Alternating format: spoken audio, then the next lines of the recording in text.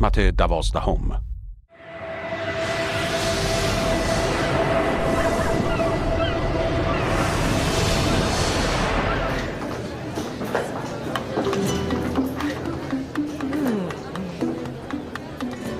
تو همینجا منتظر باش.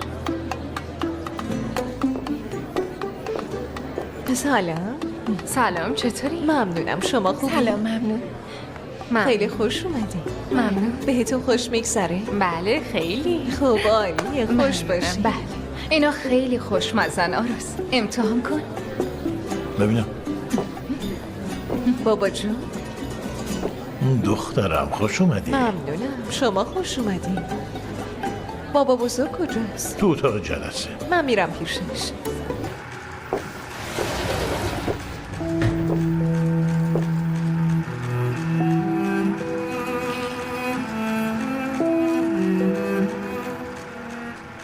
بابا بزرگ،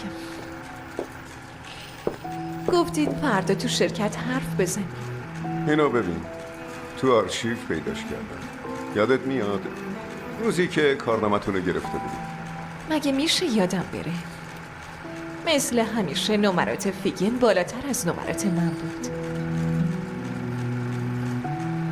ببینم سودا، چی شد که انقدر با عجله نامزد فیگن رو رانندت کردی؟ تو که از راننده قبلی سالها راضی بودی. خب من خوبی فیگن رو میخواستم. نامزدش کنان راننده جدیدم بیکار شد، به مشکل مالی برخوردن. منم خب نخواستم عروسیشون عقب بیفته، استخدامش کردم. سودا، راستشو بخوای دیشب دیدم که تو و کنان چقدر با هم صمیمی. تو از فیگن چی میخوای؟ چه پدر کشتگی با اون داری؟ آخه بابا بزرگ، من چی کار فیگن دارم؟ ها؟ سودا دخترم، فیگنو راحت بذار دیگه، بسه. لطفاً اینقدر اذیتش نکن. هم تو و هم ماجده سالها اذیتش کردین. بس دختری که فقط سرش تو کار خودشه چه گناهی داره؟ این اگه نباشه نظم امارت ما به هم میریزه. تو مشکلت با این دختر چیه؟ مگه شما مثل خواهر بزرگ نشدین؟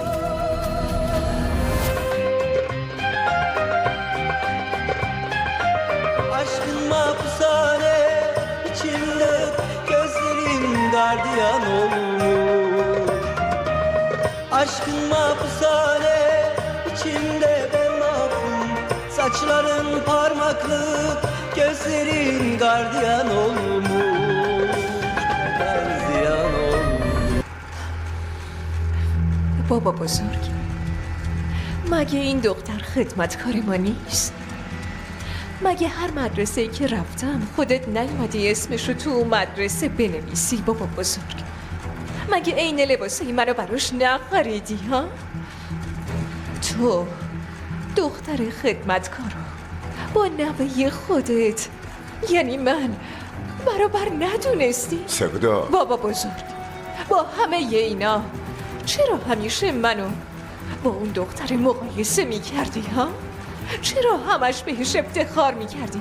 فیگن خیلی پرتلاشه، فیگن با استعداده، فیگن فلان بهمان. ای بابا، حتی از نبض سینان محافظت نمی کنی بابا بزرگ.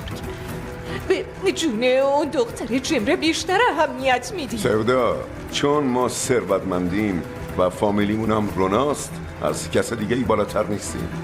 ما حق نداریم حق کسی رو بخوریم. تو هم مراقب رفتارت باش. لطفاً گوشاتو خوب باز کن و به حرفهای من گوش بده عزیزم.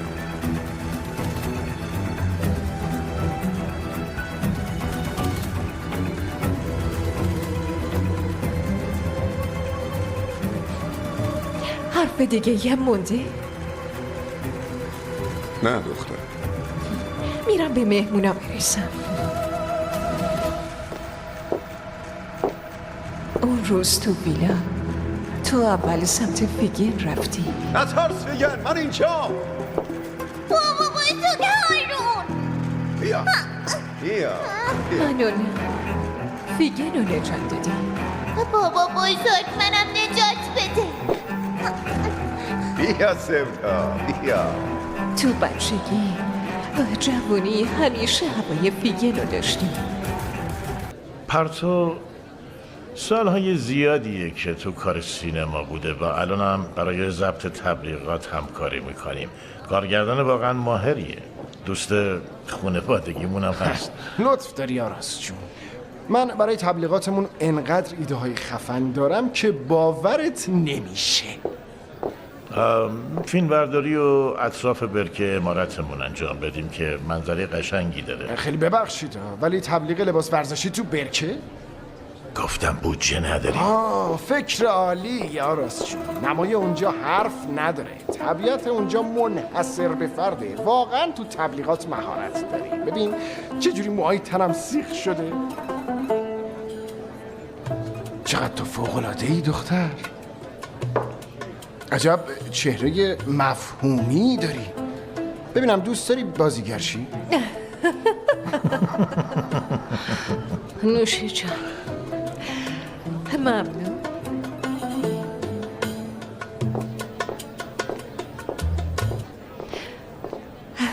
باهات یکم حرف دارم فیگه. من حتی یک کلمه هم باهات حرف ندارم سفیدم. نفهمیدم.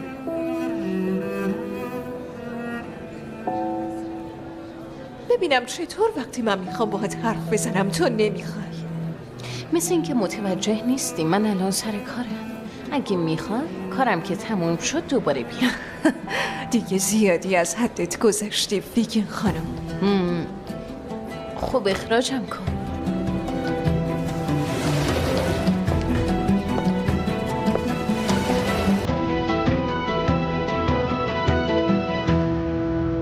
نابغه دنیای تبلیغات، با افتخار میگم پدرم آرون رونالد.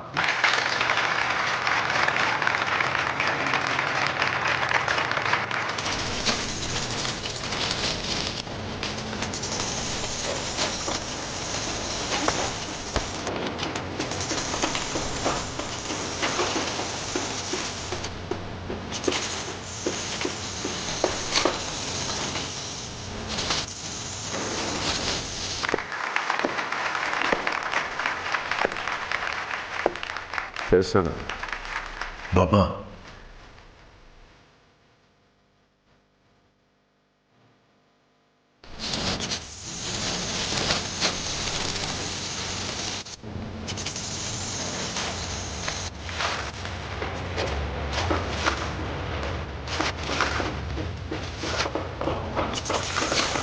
زود باشین ساری یکم تندتر. درست کار کن. زود باش مسئله کن.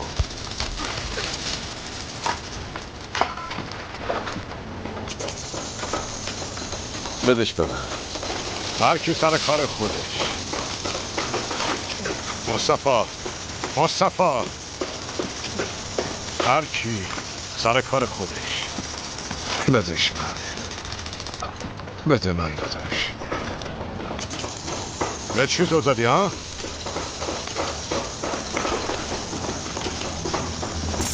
خوب کار کن.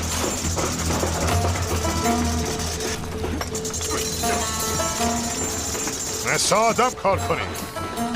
اگه پول میخوای مثل مرد کار کنی.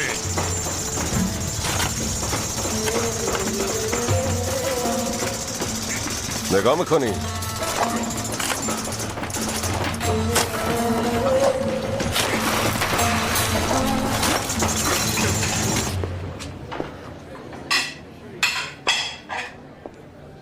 خدا قوت.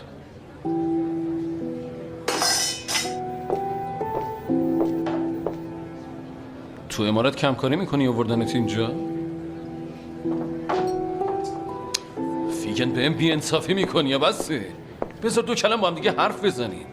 دختره اومد گفت مشکل داره. یکم به هم ریخته بود. نفهمیدم چی کار کردم. منم آدمم. کنان چی میگی ها؟ چی رو توضیح میدی؟ فیگن اینجوری نکن قربونت برم. اصلا نمیخوام دلتو بشکنم و ناراحتت کنم. میفهمی؟ این دفعه دیگه نمیتونی حریفم بشی فیگن. این دفعه برنده نمیشی. اینجوری نکن فیکن، من بدون تو نمیتونم. کنار نکن، دست نزن. اینقدر دروغ تحویلم نده. یکم شجاع باش و پای کاری که کردی وایسا. سختته؟ سخته کنار. بفهم آدم واسه کسی که دوست داره خیلی چیزا رو به جون میخره. اینقدر سختته؟ فیکن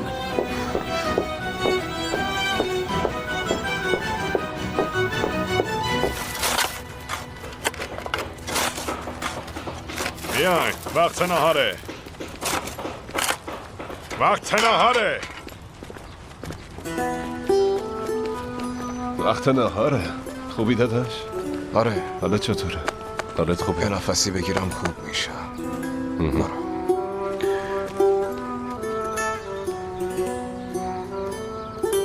ممنونم.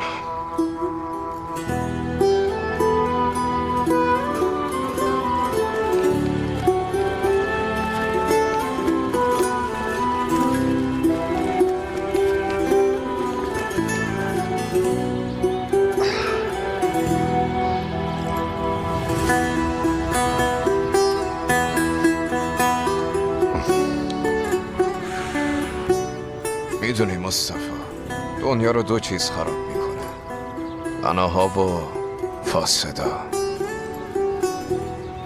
این ساختمون رو از شن ساحل میسازن، آهنش زنگ زده است. یه تیکه نون میدن ما به مردمم، این خونه های به درد نخور رو میدن. چند وقت بعد که زلزله بیاد میرن زیر آوار.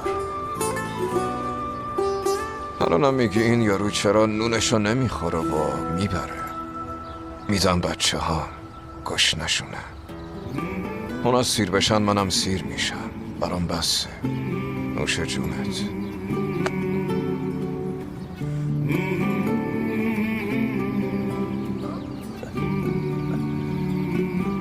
با هم دیگه میخوریم. جدی؟ خیلی مردی. نوش جونت. خیر ببینی.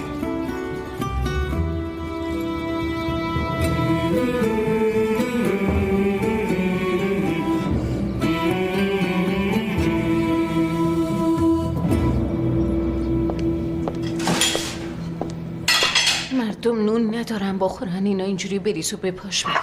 همش حیف و میل شد. فیگن، هارون خان گفت فیگن قهوه درست کنه بخورن. تو اتاق جلسه منتظرن. باشه، تو سالن رو تمیز کن. خب باشه عزیزم. حالا این موضوع مهم چی هست که میخوایی بگی؟ بابا کلی آدم اونجا منتظرن. درباره فرستادن سینان و جمره به سوئیس میخواستم حرف بزنم. مادرت گفت با من حرف بزنیدم. بابا من بابای سینانم. احتمالاً عشق پدریه که 3 روز هفته رو اصلا خونه نیستی و واسه پسرت هم وقت نمیذاری. زندگی خصوصیم چه ربطی به سینان داره؟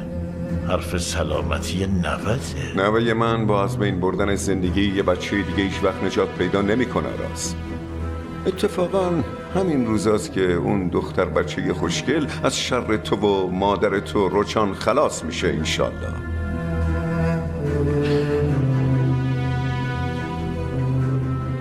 میشه بگی دقیقاً منظورت چیه؟ اتفاقاً امروز قرار از اداره بهزیستی بیان به عمارت ما. از جمره سوال میپرسن، اینکه مثلا اونجا خوشحاله، رفتار روچان و ماجده باهاش چجوریه و از این حرفا. با توجه به جواباش تصمیم میگیرن که جمره تو عمارت ما بمونه یا نه بره. البته که من همسرم و همینطور عروسم رو خیلی خوب میشناسم و اگه اون طفل معصوم اصلا نترسه و واقعیت رو بگه، جمره برمیگرده بهزیستی و تو عمارت ما نمیمونه. هارون خان، جمره قراره برگرده بهزیستی؟ بستگی به جمره داره. هرچی صلاحشه همون بشه میشن. نمیخواد نگران باشی. حتی اگه جمره رو ببرنش بهزیستی همیشه تحت حمایت من خواهد بود. از تحصیلات بگیر تا هرچی که لازم داره. مدام میرم بهش سر میزنم. اون دختر لایق خوشحالی.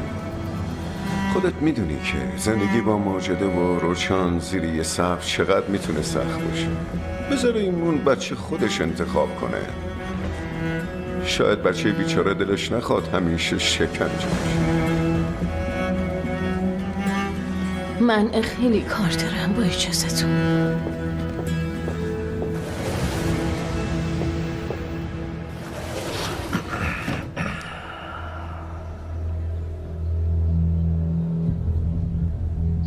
میشه یه سوال بپرسم؟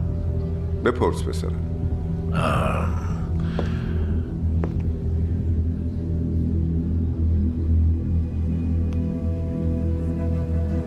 برای تو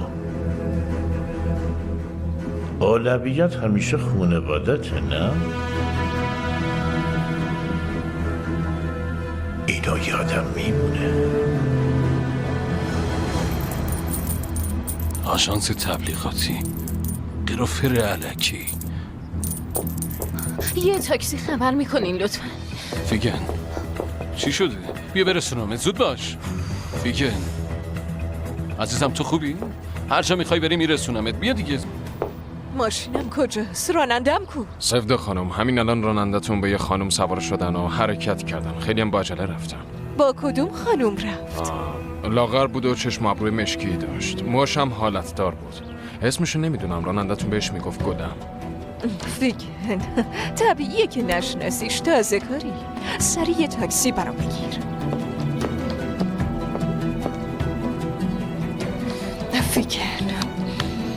فیگن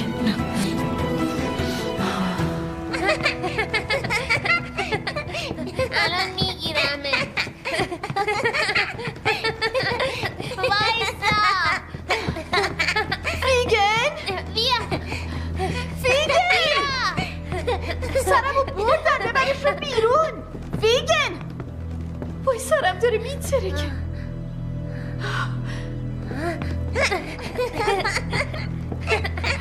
فیگن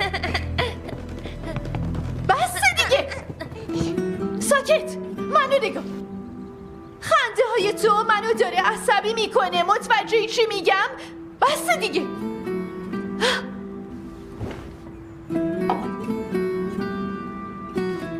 دختر جون گریه نمی کنی ها. خیلی خوب. اصلا پرده گوشام پاره شد. گوشام داره سوت میکشه. بشین دیگه. مامان چرا اینقدر با جمره بد حرف میزنی آخه؟ سینان جون آی از من عصبانی شدی؟ اینجا چه خبره؟ آی وای جمره چت شده؟ چرا گریه میکنی؟ مامانم جمره رو دعوا کرد مامان بزرگ. یه لحظه با من بیا. من هیچ کاری نکردم. همه ازم عصبانی هست. بابام بیاد میرم پیشش. منم باهات میام جمره. گله مامانم رو میریم پیش عمو مصطفی میکنیم. چیه مامان جون؟ اتفاقی افتاده؟ برو صورت جمره رو بشور و یه لباس خیلی قشنگ تنش کن. چرا؟ آراس زنگ زد. هارون با بهزیستی تماس گرفته. یکی از بهزیستی میاد اینجا. بیانم از جمره سوال میپرسن از ما راضی هست یا نه. نفهمیدم. ممکنه جمره رو ببرن؟ آره؟ اگه تو همینجور سرش داد و بیداد کنی شک نکن در جا میبرن. اگه ببرنش چی؟ سینان چی میشه؟ آروم باش، نگران نباش. تا نرسیدن وقت داری. باید از دل جمره در بیاری. زود باش. نمیدونم. برو بغلش کن، بوسش کن، یه کاری بکن. فکر کن مادرشی. اگه بیان جمره رو با این حال ببینن بیچاره میشه. سینان اصلا حالش خوب نمیشه. خیلی خوب. من مثل مامانش رفتار کنم. دقیقا. باشه. خیلی خوب. جمره جون مو طلایی. جمره جونم. آماده پذیرایی باشین. از قنادی کیک خشک و بادوم تلخ و نون برنجی بخرین. شکلاتایی که هارون از آمریکا آوردم حتما بیاری. باشه؟ زود باشید. عجله کن. بله خانم. چرا گریه میکنی؟ چته؟ کی اشکتو در آورده؟ بگو تا من حسابش رو برسم. زود باش. بیا بریم دست و صورت قشنگتو بشوریم، لباس پرنسسی بپوشیم. ها خوبه؟ شکلات هم میخوریم. باشه؟ بابام بیاد خودش برام شکلات میاره. عزیزم معلومه که میاره. چرا نیاره؟ آی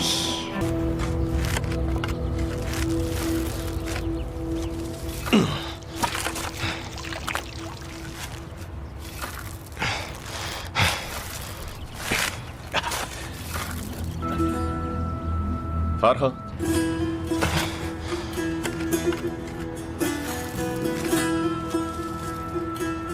حالت خوبه؟ آره. فرهاد فرهاد چی شده؟ کمکش کن. نفس نمیکشه.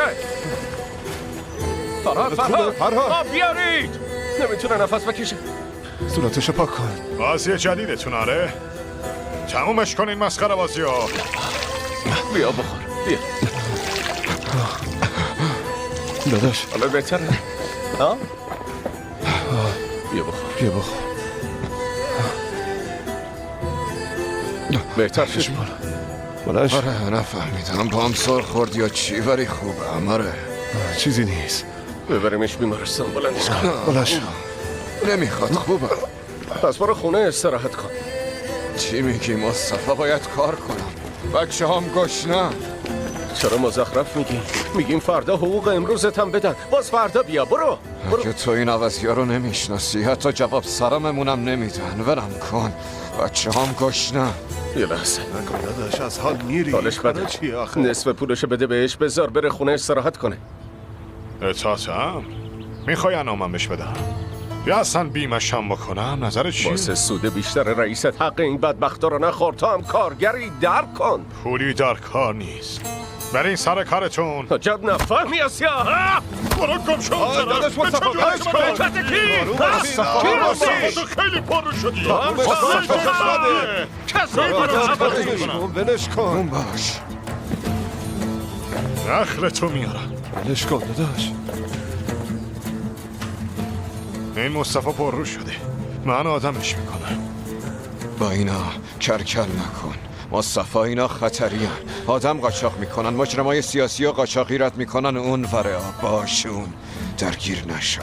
اصلا درگیر نشو.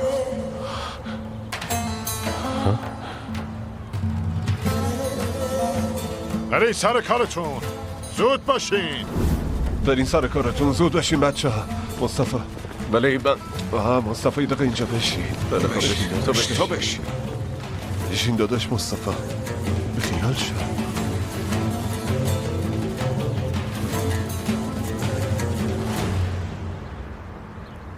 مثل پرنسسایی تو قصه ها شده. میدونستی یه دوستی به اسم سفید برفی وجود داره؟ کشورمون خیلی قشنگه.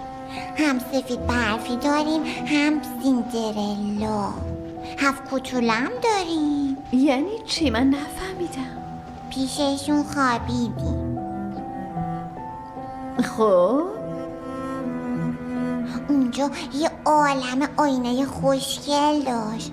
تو یکیشون دماغمون بزرگ میشد، توی این یکی هم گوشامون. وای پس گوشاتون بزرگ و دماغتون کوچولو شد. تو باعثه سوار مورچه شدیم و پروازم کردیم. پرواز کردین؟ اینجوری پریدی ها؟ نه؟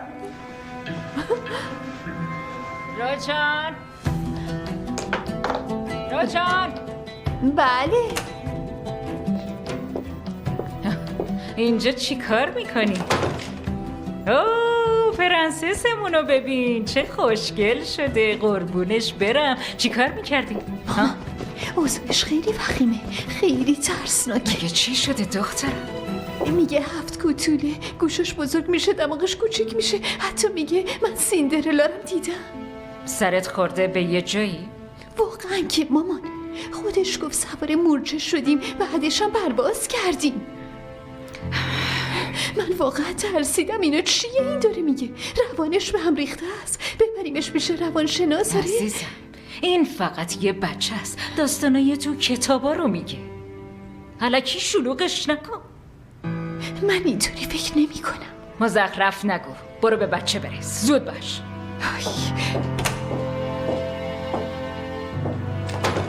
میگه پرواز کردیم. وای عزیزم. بقیهش رو برات بگم؟ بگو خوشگلم. بعدش از اونجا رفتیم پیش سنگ آرزو. خیر باشه برادر. چی میخوای؟ یه حرف مهمی باهات دارم. منو ببین. اگر دنبال درد سری من و دخترم باید از اینجا بریم. به من چه؟ هر جا میخوای برو. منظورمو نگرفتی؟ ما میخوایم فرار کنیم. بگو چقدر پول میخوای؟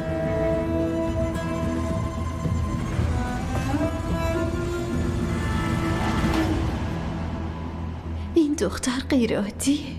خیلی عجیبه. راچان جلوی مسئولینم میخوای با خودت حرف بزنی؟ خوش اومدی. ممنونم. ماجد خانم و رچان خانم هستن؟ از بهزیستی اومدم دیدنشون. بله بفرمایید.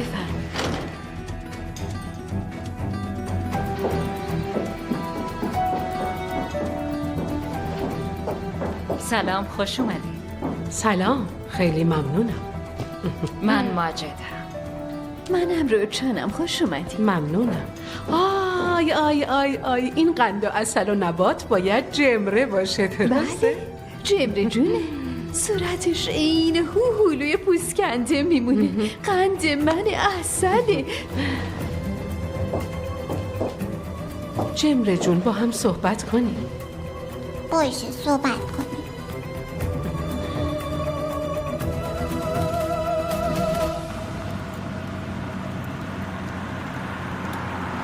رسیدیم. ممنونم کنم. تو هم زود برگرد. شاید کاری پیش اومد. سبزه خانم به رانندش نیاز داره. خب همینجوری تیکه بندازاری؟ حق با توه، خطا از من. حق داری. عادت کردم آدم‌ها با حرفات بزنن. از دست من که کاری بر نمیاد. نوش جونتون. ممنونم. جمره جون تعریف کن ببینم اینجا چطوره؟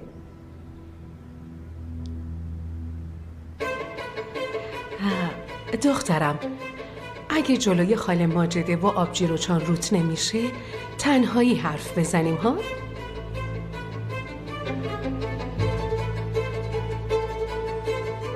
تعریف کن اولین روز چجوری بود؟ رچان منو با قیچی دنبال کرد. ببینم اون چی کار کرد؟ گفت سر چپش داره. مگه همچین چیزی میشه؟ میدونین که بچه ها قوه تخیلشون خیلی قویه. باور کنین همینجا پیش پاتون داشت از آینه های خیلی بزرگ میگفت. از یه شهر بازی و پرواز با مورچه ها حرف میزد. میگفت گوشام بزرگ شد. خانم میخوام حرفای جمره رو بشنوم. ادامه بده عزیزم. بعدشم خاله ماجده منو برد تو کوچه و چمدونم و داد دستم و تنهام گذاشت و رفت. بعدش گفت هر جا میخوای بری برو. با این شرایط الان من مجبورم جمره رو برگردونم به بهزیستی. مگه میشه خانم؟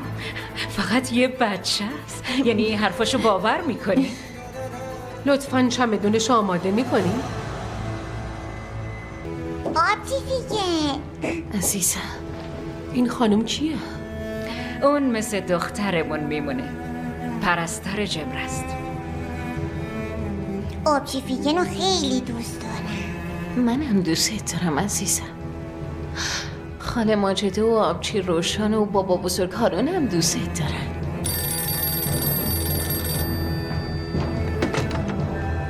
الو؟ حتما زبده خانم الان میگه.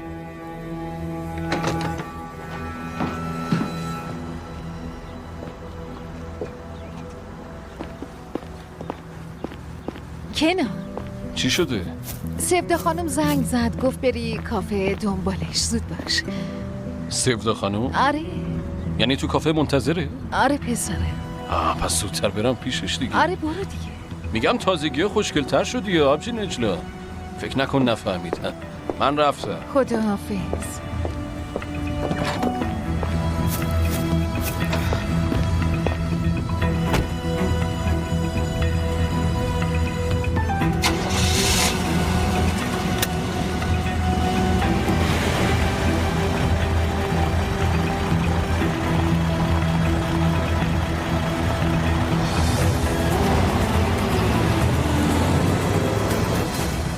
جمره چیزایی تعریف کرد که خیلی متعجب شدم. ببینم شما در موردشون خبر داری؟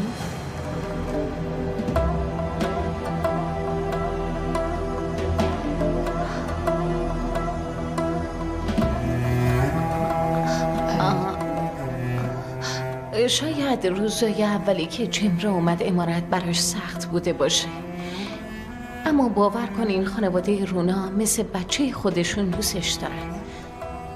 شاید ماجد خانم خشک و جدی به نظر بیان، اما قلب بسیار مهربونی داره.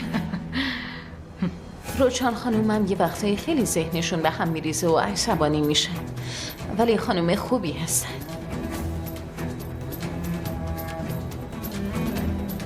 خواهش میکنم تا برای جمره تصمیم قطعی نگرفتین دوباره فکر کنین. جمره رو از ما نگیرین. من نمیخوام از پیش آبجی فیگن برم. آخه خیلی دوستش دارم. سینانم خیلی دوست دارم. منم خیلی دوست دارم جمره. ایشون هم سینانه، نوه ماجد خانم و پسر روچان خانومه. جمره و سینان خیلی همدیگر رو دوست دارن خانم. خیلی ممنونم فیگن خانم. ماجد خانم، روچان خانم، الان اجازه میدم جمره اینجا بمونه. اما این تصمیم دائمی من نیست. موقتاً اجازه میدم. مجدداً میام و سر میزنم، اما بدون قرار قبلی. اون موقع جواب قطعی رو اعلام میکنم. حتما هر وقت خواستین بیاین.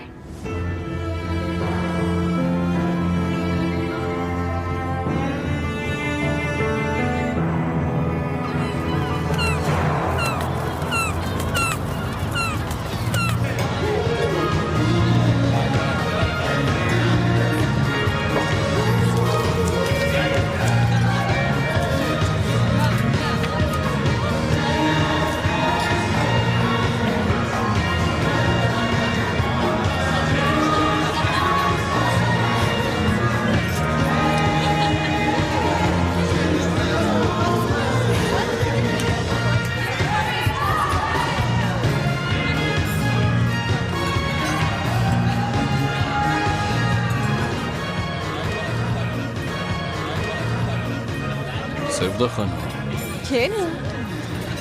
کنان راننده. افکان بولاکی، ولیعهد شرکت بولاکی. خوشوقتم. میخوای اونجا منتظر بمون؟ چیزی هم خواستی سفارش بده. چشم، امر شماست.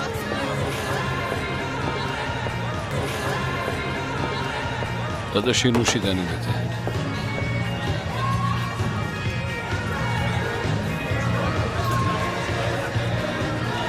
میگم بریم تو جمع.